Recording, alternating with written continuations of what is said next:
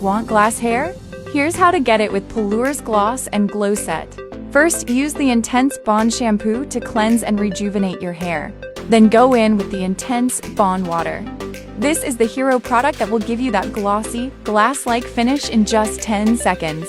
After styling your hair, you can add extra shine with our Glow Up Oil Mist. This product is inspired by K-Beauty to give your hair and skin a healthy and natural-looking glow. This oil mist instantly tames frizz and adds sleekness to your hair. Glass hair is trending right now, and if you want healthy, glossy locks, then this is a must-have in your hair care routine. Get the Gloss and Glow Set today.